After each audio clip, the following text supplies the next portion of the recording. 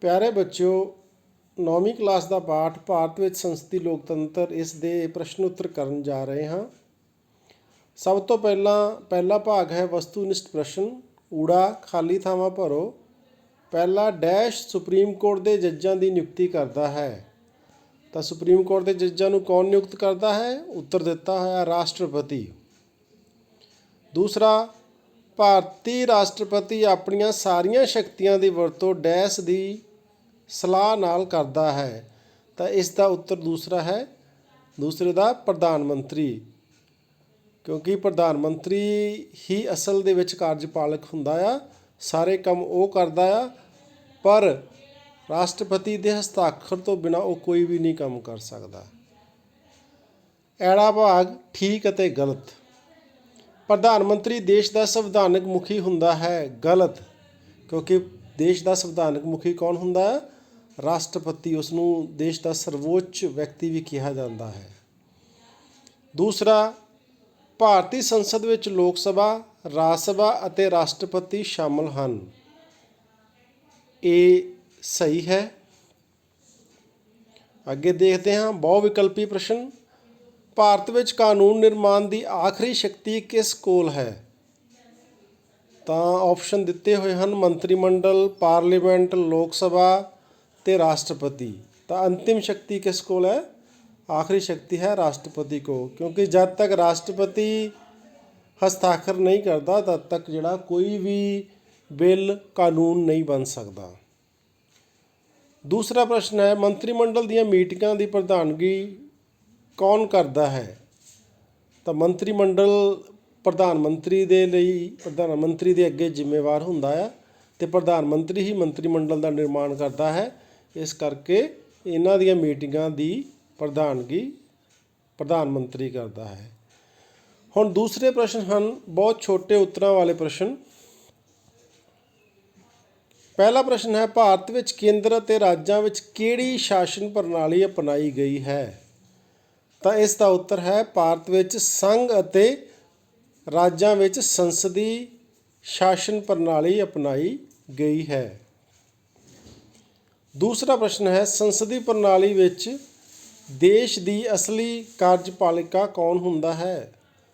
ਸੰਸਦੀ ਪ੍ਰਣਾਲੀ ਵਿੱਚ ਦੇਸ਼ ਦੀ ਅਸਲੀ ਕਾਰਜਪਾਲਿਕਾ ਪ੍ਰਧਾਨ ਮੰਤਰੀ ਅਤੇ ਉਸ ਦਾ ਮੰਤਰੀ ਮੰਡਲ ਹੁੰਦਾ ਹੈ। ਸਾਰੇ ਕੰਮ ਇਹ ਕਰਦੇ ਹਨ ਅਤੇ ਰਾਸ਼ਟਰਪਤੀ ਨੂੰ ਸਲਾਹ ਦਿੰਦੇ ਹਨ, ਅਤੇ ਰਾਸ਼ਟਰਪਤੀ ਦੀ ਮਨਜ਼ੂਰੀ ਤੋਂ ਬਾਅਦ ਹੀ ਸਾਰੇ ਕੰਮ ਹੁੰਦੇ ਹਨ।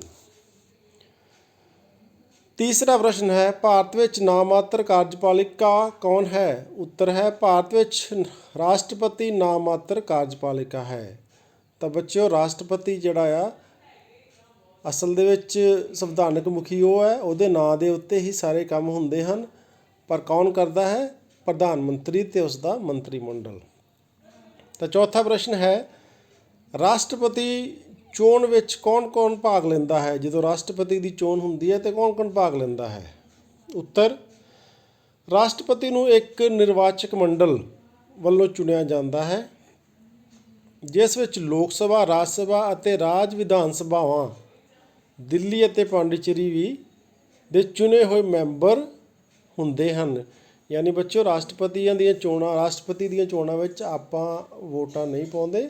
ਸਾਡੇ ਵੱਲੋਂ ਚੁਣੇ ਗਏ ਜਿਹੜੇ ਲੀਡਰ ਆ ਉਹ ਵੋਟਾਂ ਪਾ ਕੇ ਉਹਨਾਂ ਨੂੰ ਚੁਣਦੇ ਆ। ਉਹਦੇ ਵਿੱਚ ਲੋਕ ਸਭਾ, ਰਾਜ ਸਭਾ ਅਤੇ ਜਿੰਨੇ ਵੀ ਰਾਜ ਉਹਨਾਂ ਸਾਰਿਆਂ ਦੀ ਵਿਧਾਨ ਸਭਾਵਾਂ ਦੇ ਮੈਂਬਰ ਜਿਹੜੇ ਆ ਵੋਟ ਪਾਉਂਦੇ ਹਨ।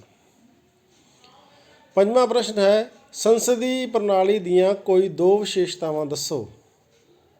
ਪਹਿਲਾ, ਸੰਸਦੀ ਪ੍ਰਣਾਲੀ ਵਿੱਚ ਦੇਸ਼ ਦਾ ਮੁਖੀਆ ਨਾਮਾਤਰ ਕਾਰਜਪਾਲਿਕਾ ਹੁੰਦਾ ਹੈ। ਦੂਸਰਾ, ਚੋਣਾਂ ਤੋਂ ਬਾਅਦ ਸੰਸਦ, ਲੋਕ ਸਭਾ ਯਾਨੀ ਸੰਸਦ ਦੇ ਦੋ ਸਦਨ, ਰਾਜ ਸਭਾ ਅਤੇ ਲੋਕ ਸਭਾ, ਉਹਨਾਂ ਵਿੱਚ ਲੋਕ ਸਭਾ ਦੀ ਗੱਲ ਕਰਾਂਗੇ। ਸੰਸਦ ਵਿੱਚ ਜਿਸ ਰਾਜਨੀਤਿਕ ਦਲ ਨੂੰ ਬਹੁਮਤ ਪ੍ਰਾਪਤ ਹੁੰਦਾ ਹੈ ਉਹ ਸਰਕਾਰ ਬਣਾਉਂਦਾ ਹੈ। ਛੇਵਾਂ ਪ੍ਰਸ਼ਨ ਹੈ, ਭਾਰਤ ਵਿੱਚ ਸੰਸਦ ਦੇ ਹੇਠਲੇ ਸਦਨ ਨੂੰ ਕੀ ਕਹਿੰਦੇ ਹਨ? ਲੋਕ ਸਭਾ ਭਾਰਤੀ ਸੰਸਦ ਦਾ ਹੇਠਲਾ ਸਦਨ ਹੈ। ਅਤੇ ਉੱਪਰਲਾ ਸਦਨ ਕਿਹੜਾ ਹੈ ਬੱਚਿਓ? ਉੱਪਰਲਾ ਸਦਨ ਹੈ ਰਾਜ ਸਭਾ। ਸੰਸਦ ਦੇ ਦੋ ਸਦਨ ਹੈ, ਇਹ ਤੁਹਾਨੂੰ ਪਤਾ ਹੀ ਹੈ, ਇੱਕ ਲੋਕ ਸਭਾ ਅਤੇ ਇੱਕ ਰਾਜ ਸਭਾ। ਸੱਤਵਾਂ ਪ੍ਰਸ਼ਨ ਹੈ, ਰਾਜ ਸਭਾ ਵਿੱਚ ਰਾਸ਼ਟਰਪਤੀ ਕਿੰਨੇ ਮੈਂਬਰ ਨਾਮਜ਼ਦ ਕਰਦਾ ਹੈ? ਨਾਮਜ਼ਦ ਤੋਂ ਬਾਅਦ ਕਿੰਨੇ ਮੈਂਬਰ ਚੁਣਦਾ ਹੈ? ਰਾਸ਼ਟਰਪਤੀ ਵੱਲੋਂ ਆਪਣੀ ਮਰਜ਼ੀ ਨਾਲ ਕਿੰਨੇ ਮੈਂਬਰਾਂ ਨੂੰ ਨਿਯੁਕਤ ਕਰ ਸਕਦਾ ਹੈ? ਰਾਸ਼ਟਰਪਤੀ ਰਾਜ ਸਭਾ ਵਿੱਚ 12 ਮੈਂਬਰ ਨਾਮਜ਼ਦ ਕਰ ਸਕਦਾ ਹੈ, ਜਿਨ੍ਹਾਂ ਨੂੰ ਸਾਹਿਤ, ਕਲਾ, ਵਿਗਿਆਨ ਅਤੇ ਸਮਾਜ ਸੇਵਾ ਦੇ ਖੇਤਰ ਵਿੱਚ ਵਿਵਹਾਰਿਕ ਅਨੁਭਵ ਅਤੇ ਵਿਸ਼ੇਸ਼ ਗਿਆਨ ਪ੍ਰਾਪਤ ਹੁੰਦਾ ਹੈ। 8ਵਾਂ ਪ੍ਰਸ਼ਨ ਹੈ, ਰਾਜ ਸਭਾ ਦੇ ਮੈਂਬਰ ਦਾ ਕਾਰਜਕਾਲ ਕਿੰਨਾ ਹੁੰਦਾ ਹੈ? ਰਾਜ ਸਭਾ ਦੇ ਮੈਂਬਰਾਂ ਦਾ ਕਾਰਜਕਾਲ ਕਿੰਨਾ ਹੁੰਦਾ ਹੈ? 6 ਸਾਲ ਹੁੰਦਾ ਹੈ, ਪਰ ਇਸ ਦੇ 1/3 ਮੈਂਬਰ 2 ਸਾਲਾਂ ਬਾਅਦ ਰਿਟਾਇਰ ਹੋ ਜਾਂਦੇ ਹਨ। ਯਾਨੀ ਇਹ ਇੱਕ ਸਥਾਈ ਸਦਨ ਹੈ। ਇਸ ਦੇ ਜਿੰਨੇ ਵੀ ਮੈਂਬਰ ਆ ਉਹਨਾਂ 'ਚੋਂ ਤੀਜਾ ਹਿੱਸਾ ਮੈਂਬਰ ਹਰੇਕ 2 ਸਾਲ ਬਾਅਦ ਰਿਟਾਇਰ ਹੋ ਜਾਂਦੇ, ਉਹਨਾਂ ਦੀ ਥਾਂ 'ਤੇ ਨਵੇਂ ਮੈਂਬਰ ਆ ਜਾਂਦੇ ਅਤੇ ਇਹ ਸਦਨ ਚੱਲਦਾ ਰਹਿੰਦਾ ਆ ਅਤੇ ਇਸ ਦਾ ਕਾਰਜਕਾਲ 6 ਸਾਲ ਆ। 9ਵਾਂ ਪ੍ਰਸ਼ਨ ਹੈ, ਕੈਨੇਡਾ ਅਤੇ ਆਸਟ੍ਰੇਲੀਆ ਵਿੱਚ ਦੇਸ਼ ਦੇ ਮੁਖੀ ਦੇ ਅਹੁਦੇ ਦਾ ਕੀ ਨਾਂ ਹੈ?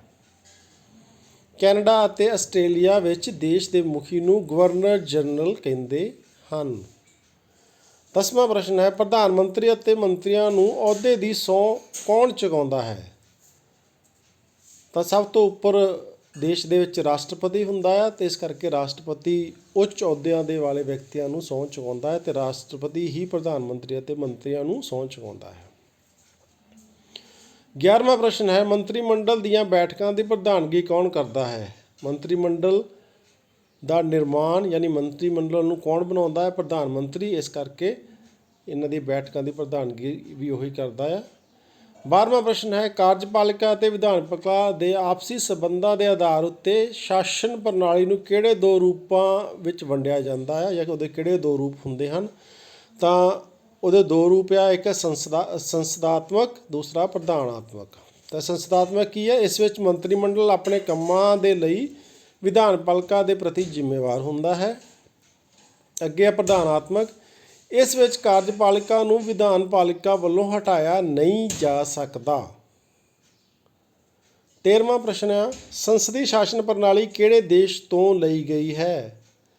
ਤਾਂ ਸੰਸਦੀ ਸ਼ਾਸਨ ਪ੍ਰਣਾਲੀ ਇੰਗਲੈਂਡ ਤੋਂ ਲਈ ਗਈ ਹੈ। ਜਦੋਂ ਅਸੀਂ ਸੰਵਿਧਾਨ ਬਣਾਇਆ ਤਾਂ ਜਿਹੜੀ ਸੰਸਦੀ ਸ਼ਾਸਨ ਪ੍ਰਣਾਲੀ ਦੀ ਵਿਵਸਥਾ ਅਸੀਂ ਇੰਗਲੈਂਡ, ਕਿਉਂਕਿ ਉੱਥੇ ਸੀਗੀ, ਉਹਨੂੰ ਦੇਖ ਕੇ ਅਸੀਂ ਆਪਣੇ ਸੰਵਿਧਾਨ ਦੇ ਵਿੱਚ ਇਹਨੂੰ ਸ਼ਾਮਲ ਕੀਤਾ ਹੈ। 14ਵਾਂ ਪ੍ਰਸ਼ਨ ਹੈ ਬੱਚਿਓ, ਇੰਗਲੈਂਡ ਵਿੱਚ ਸੰਸਦ ਦੇ ਹੇਠਲੇ ਅਤੇ ਉੱਪਰਲੇ ਸਦਨ ਨੂੰ ਕੀ ਕਹਿੰਦੇ ਹਨ? ਇੰਗਲੈਂਡ ਵਿੱਚ ਸੰਸਦ ਦੇ ਹੇਠਲੇ ਸਦਨ ਨੂੰ ਹਾਊਸ ਆਫ ਕਾਮਨਸ ਅਤੇ ਉੱਪਰਲੇ ਸਦਨ ਨੂੰ ਹਾਊਸ ਆਫ ਲਾਰਡਸ ਕਿਹਾ ਜਾਂਦਾ ਹੈ। ਸੋ ਬੱਚੇ ਛੋਟੇ ਪ੍ਰਸ਼ਨ ਸਨ, ਬਹੁਤ ਛੋਟੇ ਪ੍ਰਸ਼ਨ ਸਨ, ਇੱਕ ਲਾਈਨ ਵਾਲੇ। ਹੁਣ ਅੱਗੇ ਤੀਜਾ ਭਾਗ ਆ ਗਿਆ, ਛੋਟੇ ਉੱਤਰਾਂ ਵਾਲੇ ਪ੍ਰਸ਼ਨ, ਸੰਖੇਪ ਉੱਤਰਾਂ ਵਾਲੇ ਪ੍ਰਸ਼ਨ ਆ ਗਏ ਆ। ਪਹਿਲਾ ਪ੍ਰਸ਼ਨ ਹੈ, ਪ੍ਰਧਾਨ ਮੰਤਰੀ ਦੀ ਨਿਯੁਕਤੀ ਕਿਵੇਂ ਹੁੰਦੀ ਹੈ? ਲੋਕ ਸਭਾ ਦੀਆਂ ਚੋਣਾਂ ਤੋਂ ਬਾਅਦ ਜਿਸ ਦਲ ਜਾਂ ਦਲਾਂ ਦੇ ਗਠਬੰਧਨ ਨੂੰ ਬਹੁਮਤ ਪ੍ਰਾਪਤ ਹੋ ਜਾਂਦਾ ਹੈ, ਉਹ ਆਪਣਾ ਇੱਕ ਨੇਤਾ ਚੁਣਦਾ ਹੈ ਅਤੇ ਉਸ ਨੇਤਾ ਨੂੰ ਰਾਸ਼ਟਰਪਤੀ ਸਰਕਾਰ ਬਣਾਉਣ ਲਈ ਸੱਦਾ ਦਿੰਦਾ ਹੈ। ਉਸ ਨੇਤਾ ਨੂੰ ਰਾਸ਼ਟਰਪਤੀ ਪ੍ਰਧਾਨ ਮੰਤਰੀ ਨਿਯੁਕਤ ਕਰ ਦਿੰਦਾ ਹੈ ਅਤੇ ਪ੍ਰਧਾਨ ਮੰਤਰੀ ਦੀ ਸਲਾਹ ਉੱਤੇ ਮੰਤਰੀ ਮੰਡਲ ਦੀ ਨਿਯੁਕਤੀ ਹੋ ਜਾਂਦੀ ਹੈ। ਦੂਸਰਾ ਪ੍ਰਸ਼ਨ ਹੈ, ਮੰਤਰੀਆਂ ਦੀ ਸਮੂਹਿਕ ਜ਼ਿੰਮੇਵਾਰੀ ਤੋਂ ਕੀ ਭਾਵ ਹੈ? ਮੰਤਰੀਆਂ ਦੀ ਸਮੂਹਿਕ ਜ਼ਿੰਮੇਵਾਰੀ ਦਾ ਅਰਥ ਹੈ ਕਿ ਪੂਰਾ ਮੰਤਰੀ ਮੰਡਲ ਸੰਸਦ ਜਾਂ ਵਿਧਾਨਪਾਲਿਕਾ ਦੇ ਪ੍ਰਤੀ ਜ਼ਿੰਮੇਵਾਰ ਹੁੰਦਾ ਹੈ। ਇਸ ਦਾ ਅਰਥ ਹੈ ਕਿ ਚਾਹੇ ਕੋਈ ਵੀ ਮੰਤਰੀ ਮੰਡਲ ਦੇ ਕਿਸੇ ਫੈਸਲੇ ਨਾਲ ਸਹਿਮਤ ਨਾ ਹੋਵੇ, ਪਰ ਉਸ ਨੂੰ ਸੰਸਦ ਦੇ ਅੰਦਰ ਉਸ ਫੈਸਲੇ ਦਾ ਸਮਰਥਨ ਕਰਨਾ ਹੀ ਪੈਂਦਾ ਹੈ। ਦੂਸਰਾ, ਜੇਕਰ ਸੰਸਦ ਵਿੱਚ ਕਿਸੇ ਮੰਤਰੀ ਵਿਰੁੱਧ ਨਿੰਦਾ ਪ੍ਰਸਤਾਵ ਜਾਂ ਅਵਿਸ਼ਵਾਸ ਪ੍ਰਸਤਾਵ ਪਾਸ ਹੋ ਜਾਵੇ ਤਾਂ ਇਸ ਨੂੰ ਪੂਰੇ ਮੰਤਰੀ ਮੰਡਲ ਦੇ ਵਿਰੁੱਧ ਅਵਿਸ਼ਵਾਸ ਸਮਝਿਆ ਜਾਂਦਾ ਹੈ ਅਤੇ ਪ੍ਰਧਾਨ ਮੰਤਰੀ ਅਤੇ ਪੂਰੇ ਮੰਤਰੀ ਮੰਡਲ ਨੂੰ ਅਸਤੀਫਾ ਦੇਣਾ ਪੈਂਦਾ ਹੈ। ਸੰਸਦ ਦੇ ਮੈਂਬਰ ਮੰਤਰੀਆਂ ਨੂੰ ਉਹਨਾਂ ਦੇ ਵਿਭਾਗਾਂ ਨਾਲ ਸੰਬੰਧਿਤ ਪ੍ਰਸ਼ਨ ਵੀ ਪੁੱਛੇ ਜਾ ਸਕਦੇ ਹਨ। ਸੋ ਇਹ ਹੈ ਸਮੂਹਿਕ ਜ਼ਿੰਮੇਵਾਰੀ, ਯਾਨੀ ਹਰੇਕ ਇੱਕ ਵਿਅਕਤੀ ਵੀ ਜੇਕਰ ਸੰਸਦ ਵਿੱਚ ਆਪਣਾ ਵਿਸ਼ਵਾਸ ਖੋ ਬੈਠਦਾ ਆ ਤਾਂ ਸਰਕਾਰ ਜਿਹੜੀ ਆ ਉਹ ਡਿੱਗ ਜਾਂਦੀ ਹੈ, ਦੁਬਾਰਾ ਇਲੈਕਸ਼ਨ ਹੁੰਦੀ ਹੈ। ਤਾਂ ਸਾਰਿਆਂ ਦੀ ਜ਼ਿੰਮੇਵਾਰੀ ਸਾਂਝੀ ਹੁੰਦੀ ਹੈ।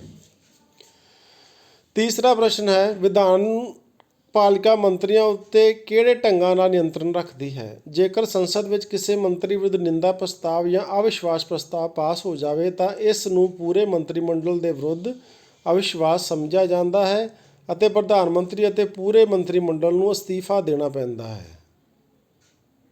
ਵਿਧਾਨ ਪਾਲਿਕਾ ਦੇ ਮੈਂਬਰ ਮੰਤਰੀਆਂ ਨੂੰ ਉਹਨਾਂ ਦੇ ਵਿਭਾਗਾਂ ਨਾਲ ਸੰਬੰਧਿਤ ਪ੍ਰਸ਼ਨ ਵੀ ਪੁੱਛ ਸਕਦੇ ਹਨ।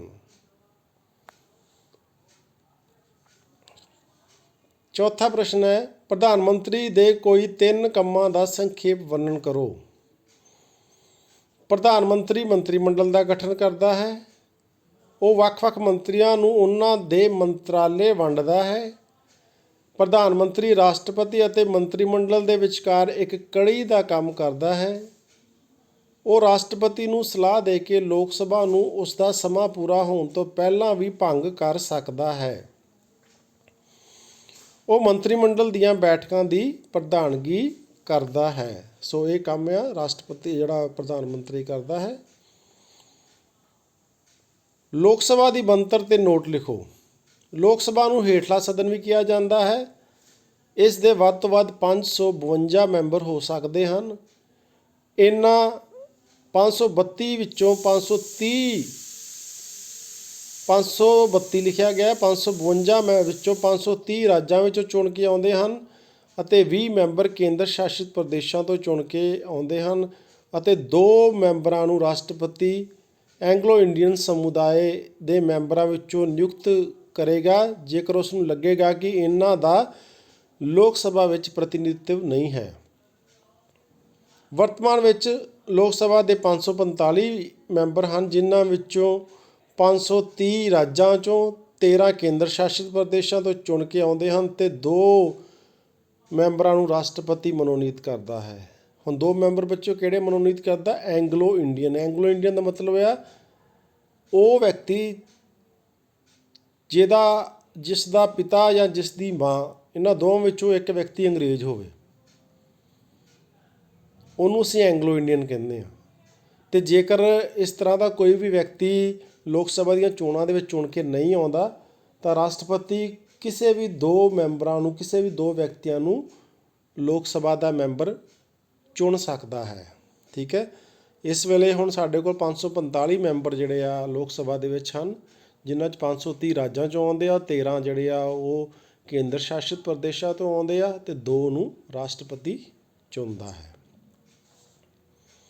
6ਵਾਂ ਪ੍ਰਸ਼ਨ ਹੈ, ਰਾਜ ਸਭਾ ਦੇ ਮੈਂਬਰਾਂ ਦੀ ਚੋਣ ਕਿਵੇਂ ਕੀਤੀ ਜਾਂਦੀ ਹੈ? ਰਾਜ ਸਭਾ ਦੇ ਵੱਧ ਤੋਂ ਵੱਧ 250 ਮੈਂਬਰ ਹੋ ਸਕਦੇ ਹਨ। ਇਹਨਾਂ 250 ਵਿੱਚੋਂ 238 ਮੈਂਬਰ ਰਾਜਾਂ ਤੋਂ ਚੁਣ ਕੇ ਆਉਂਦੇ ਹਨ ਅਤੇ 12 ਮੈਂਬਰਾਂ ਨੂੰ ਰਾਸ਼ਟਰਪਤੀ ਮਨੋਨੀਤ ਕਰਦਾ ਹੈ।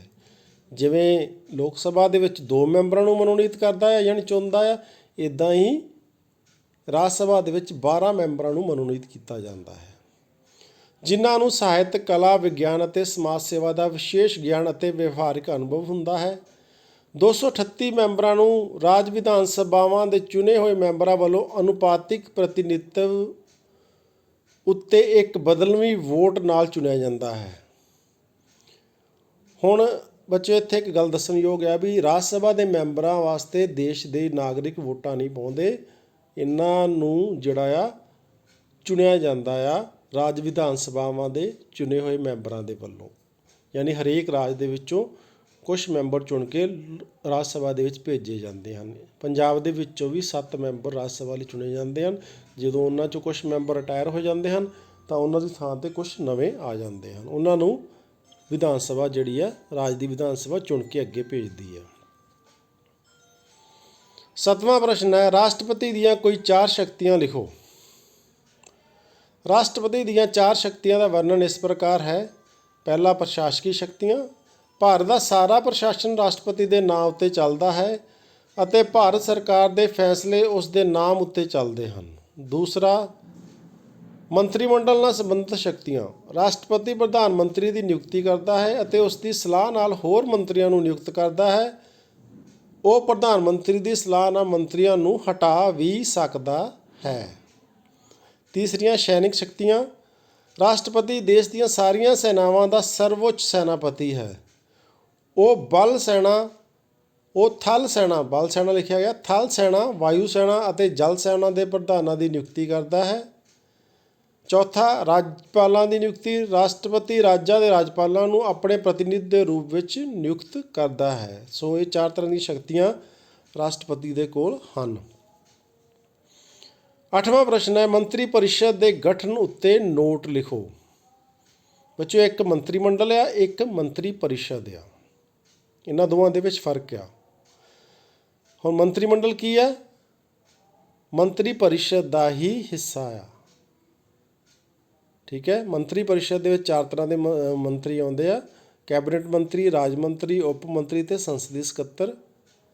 ਅਤੇ ਜਿਹੜੇ ਕੈਬਨਿਟ ਮੰਤਰੀ ਉਹਨਾਂ ਨੂੰ ਅਸੀਂ ਮੰਤਰੀ ਮੰਡਲ ਕਹਿੰਦੇ ਹਾਂ, ਯਾਨੀ ਮੰਤਰੀ ਮੰਡਲ ਮੰਤਰੀ ਪਰਿਸ਼ਦ ਦਾ ਹਿੱਸਾ ਆ। ਇਹ ਯਾਦ ਰੱਖਿਓ, ਅਤੇ ਦੋਵਾਂ 'ਚ ਫਰਕ ਆ। ਸੰਵਿਧਾਨ ਦੀ ਧਾਰਾ 75 ਦੇ ਅਨੁਸਾਰ ਇਹ ਵਿਵਸਥਾ ਕੀਤੀ ਗਈ ਹੈ ਕਿ ਰਾਸ਼ਟਰਪਤੀ ਪ੍ਰਧਾਨ ਮੰਤਰੀ ਨੂੰ ਨਿਯੁਕਤ ਕਰੇਗਾ ਅਤੇ ਉਸ ਦੀ ਸਲਾਹ ਨਾਲ ਹੋਰ ਮੰਤਰੀਆਂ ਦੀ ਨਿਯੁਕਤੀ ਵੀ ਕਰੇਗਾ। ਪਰ ਰਾਸ਼ਟਰਪਤੀ ਪ੍ਰਧਾਨ ਮੰਤਰੀ ਦੀ ਨਿਯੁਕਤੀ ਆਪਣੀ ਮਰਜ਼ੀ ਨਾਲ ਨਹੀਂ ਕਰ ਸਕਦਾ। ਜਿਸ ਰਾਜਨੀਤਿਕ ਦਲ ਨੂੰ ਲੋਕ ਸਭਾ ਵਿੱਚ ਬਹੁਮਤ ਪ੍ਰਾਪਤ ਹੁੰਦਾ ਹੈ, ਉਸ ਦਲ ਦੇ ਨੇਤਾ ਨੂੰ ਰਾਸ਼ਟਰਪਤੀ ਪ੍ਰਧਾਨ ਮੰਤਰੀ ਨਿਯੁਕਤ ਕਰ ਦਿੰਦਾ ਹੈ।